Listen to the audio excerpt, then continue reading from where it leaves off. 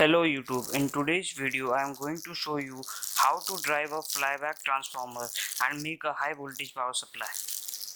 Let's get started.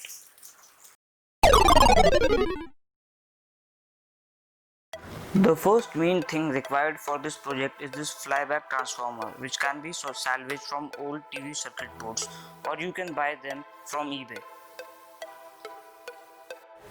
Use your soldering iron to desolder this flyback transformer, and you can also salvage all these components from this board, and after that throw it away.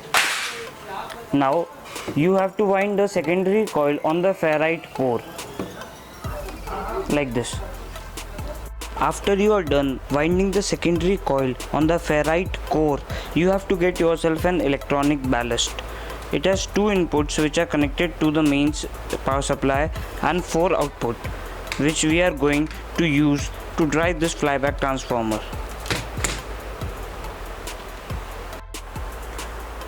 As you know, a transformer has both primary coil and a secondary coil. We have wound the secondary coil on the ferrite transformer.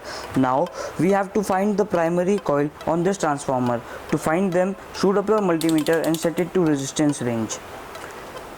Find the two set of pins having the resistance around 1 ohm.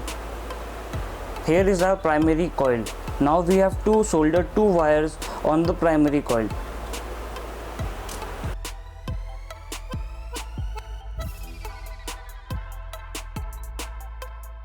Now solder the two wires from the primary coil to the first and second output from the electronic ballast.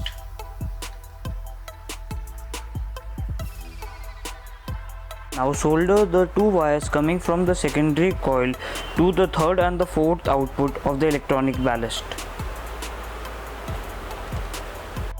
After connected the primary coil to first and second output and the secondary coil to third and fourth output, connect the electronic ballast to mains power supply and make sure that it is in a case.